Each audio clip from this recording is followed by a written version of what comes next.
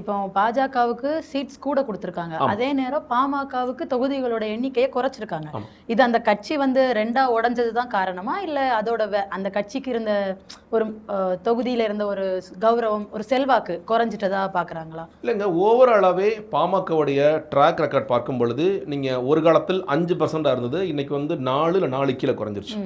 நீங்க பாமக வைக்கிற கிளைம்ங்கிறது வட மாவட்டங்களில் வன்னியர் வாக்குல எங்கள்கிட்ட தான் இருக்கு அப்படின்னு கிளைம் வைக்கிறாங்க. அது உண்மையா? இல்லை.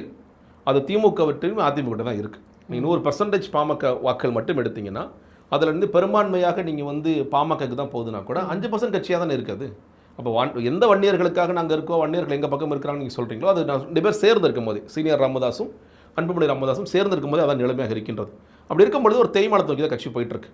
நீங்கள் போன வாட்டி 2021 அவங்க வந்து 23 சீட்ஸ் வாங்கினாங்க.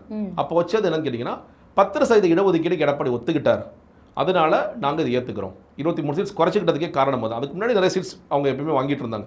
அப்படி இருக்கிற காரணத்தில் குறைச்சிட்டோம்னு சொல்லி சொன்னாங்க. இந்த முறை 2 பிரச்சனை. ஒன்று, தொடர்ச்சியாக ஒரு வீழ்ச்சி பெருசாக வந்து கான்ட்ரிபியூட் பண்ணலை. அது பாராளுமன்றமாக இருக்கலாம், இல்லை சட்டமன்றமாக இருக்கலாம். அதை தாண்டி அப்பாவும் பையன் பிரிஞ்சிருக்காங்க. நீங்கள் கட்சி அப்படின்னு பார்த்தீங்கன்னா நிர்வாகிகள் வந்து அன்புமணி ராமதாஸ் பக்கம் இருக்கிறாங்கிற ஒரு தோற்றம் இருக்குது. அது ஏன் போகிறாங்கன்னா, நீங்கள் சீனியர் ராமதாஸ்க்கு வயசு ஆயிடுச்சு, அதுக்கு அடுத்தபடியாக தலைவர் என்ற பட்சத்தில் நீங்கள் வந்து அன்புமணி ராமதாஸ்ட்ட போகிறாங்க. அதுக்கு தான் அவர் என்ன பண்ணுறாரு, தன்னுடைய முதல் பொண்ணை வந்து களத்தில் இறக்கி ஒரு செக் வைக்கிறார், தன்னோட பேரனை களத்தில் இறக்குறார். நீங்கள் நிர்வாகிகள் வந்து அங்கே போயிருக்கலாம், மாம்பழ சின்னம் அங்கே கிடைக்கிறதுக்கான வாய்ப்புகள் அதிகமாக இருக்கலாம். ஆனால் இன்னுமே வாக்கு வங்கிங்கிறது யாருக்கு இருக்குது?